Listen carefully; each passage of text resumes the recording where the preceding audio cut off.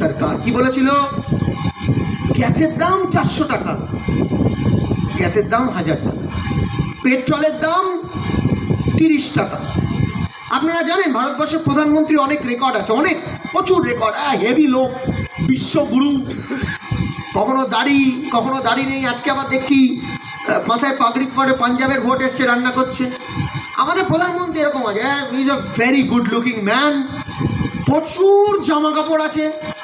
মমতা বন্দ্যোপাধ্যায়ের মতো এক গোছে শাড়ি টাড়ি টাইপের এক জামা কাপড় পরে না, প্রচুর জামা কাপড় আছে, কখনো পিঙ্গল, কখন সবুজ, কখন বুঝি, কখন অবুঝ, কোনো অসুবিধা নেই। কিন্তু এই ভারতবর্ষের প্রধানমন্ত্রী একটা বড় রেকর্ড আছে, কি জানেন? ভারতবর্ষের এই প্রথম প্রধানমন্ত্রী যার বয়সের থেকে পেট্রোল ডিজেলের দাম বেশি, আগে কোনোদিন হয়নি, সত্যি হয়নি। আপনি মনমোহন সিং অব্দি দেখুন, মনমোহন সিং এর বয়স বেশি ছিল, পেট্রোলের দাম 50 ছিল।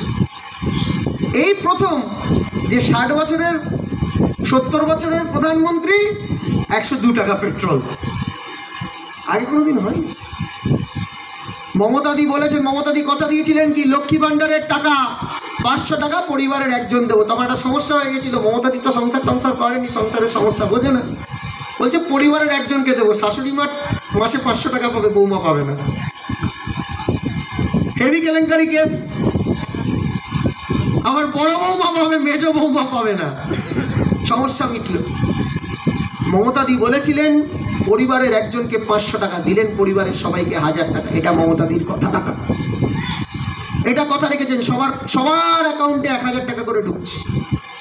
এবার মমতাদি দিল্লি যাবে, মমতাদি বলেছে দিল্লিতে আমাদের যদি সরকার হয় তাহলে বাংলায় যেরকম লক্ষ্মী ভাণ্ডার হচ্ছে দিল্লিতেও লক্ষ্মী ভাণ্ডার হবে। মায়েরা, জুলাই মাসে 1000 টাকা ঢুকবে দিল্লিতে আমাদের সরকার হলে, পার্থ ভৌমিক এমপি হলে। জুলাই মাসের 1 তারিখে রাজ্যের 1000, কেন্দ্রের 1000, লক্ষ্মী ভাণ্ডারে 2000 টাকা, ডবল লক্ষ্মী ভাণ্ডার ঢুকবে। আমরা বলেছি বছরে 10টা গ্যাস বিনামূল্যে গরিব মানুষকে দেব, 100 দিনের কাজের টাকা দেব, আবাস দেব, এবং যারা গ্র্যাজুয়েট পাস করবে সবাইকে অ্যাপ্রেন্টিস দেব। আমরা তো কথা দিয়ে কথা রেখেছি। আর এখানে বিজেপির কিছু, এখানে তো তৃণমূল বিজেপি যা চাই। 2 দিন আগে অর্জুন সিং, আমি তো বলছিলাম বিজেপি নেতাদের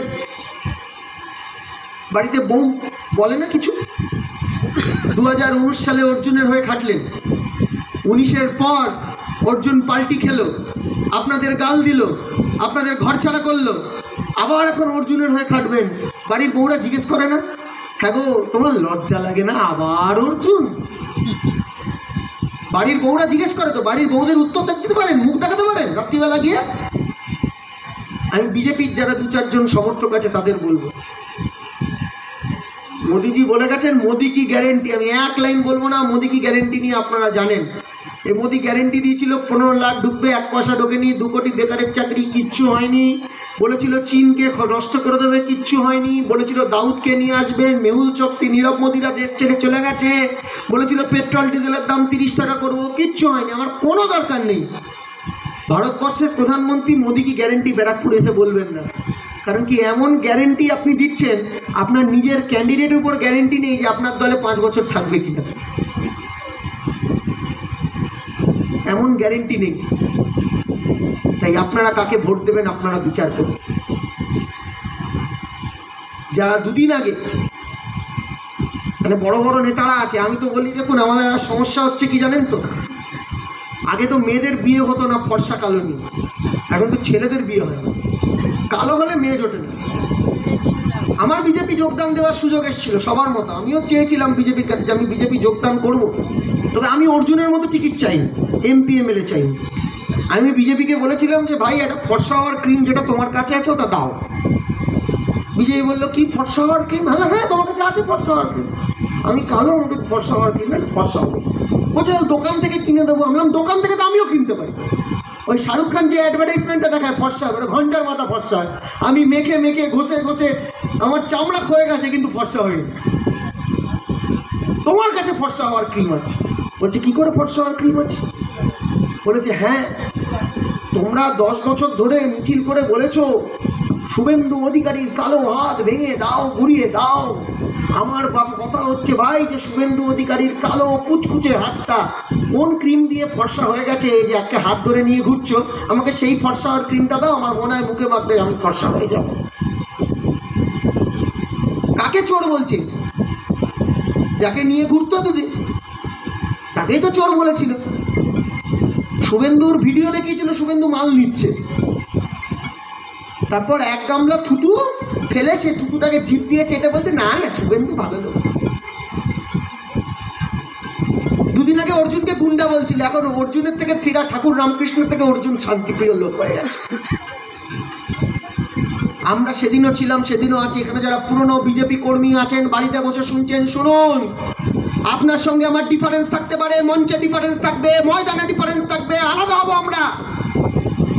আপনি এক আইডিওলজি, আমি এক আইডিওলজি, কিন্তু জেনে রাখুন যারা বিজেপি করতেন 2019 সালে, তখন অর্জুন বিজেপি ছিল, আপনারা হাতে তুলে জিতিয়েছিলেন, মারামারি করেছিলেন, লড়াই করেছিলেন। 2022 সালে অর্জুন যখন আপনাদের ছেড়ে চলে যায়, আপনারা চুপ করে ঘরে বসেছিলেন, ভেবেছিলেন এবার অর্জুনকে লোকসভা নির্বাচনে হারিয়ে দেব। সেই অর্জুন সিংকে নিয়ে আপনাদের আবার নির্বাচন লড়তে হচ্ছে। পার্থ ভৌমিককে দেখে শিখুন।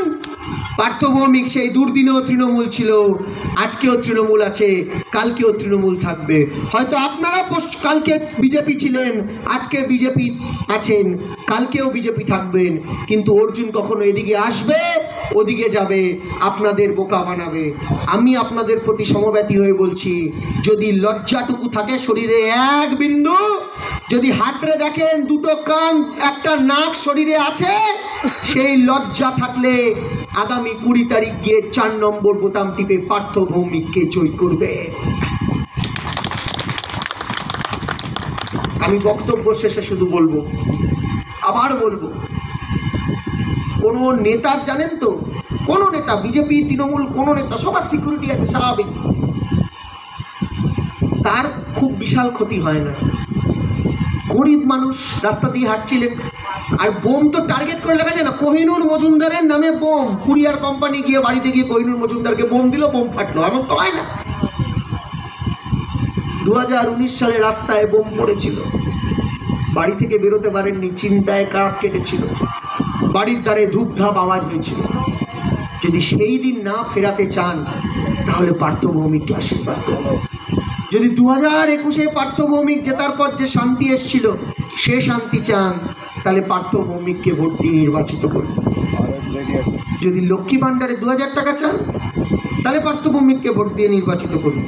আর যদি লক্ষ্মী ভাণ্ডারে 2000-এর বদলে 1000 চান, আর গ্যাসের দামটা 2000 টাকা চান, 2000 টাকা লক্ষ্মী ভাণ্ডার আসবে না, 2000 টাকা গ্যাসে যাবে, তাহলে বিজেপিকে অর্জুনকে হই হই করে ভোট দিন। আর যদি মনে হয় যে 2000 টাকা লক্ষ্মী ভাণ্ডার, 10টা গ্যাস বিনামূল্যে বাড়িতে, তাহলে পার্থ ভৌমিককে আগামী 20 তারিখ সকাল সকাল ভোট দিন, নিজের ভোট নিজে দিন, আর হই হই করে পার্থ ভৌমিককে দিল্লি পাঠান। আমার মনে হয় তার স্লোগান হোক, স্লোগানটা এটাই থাকুক, ঘরে ঘরে কাজের ছেলে দিল্লি যাক, পাল্টুরাম বাড়িতে থাক। সবাই ভালো থাকবেন, আগামী দিন আপনাদের সঙ্গে আবার দেখা হবে। জয় হিন্দ, জয় বাংলা। মমতা বন্দ্যোপাধ্যায় জিন্দাবাদ, অভিষেক বন্দ্যোপাধ্যায় জিন্দাবাদ। ধন্যবাদ।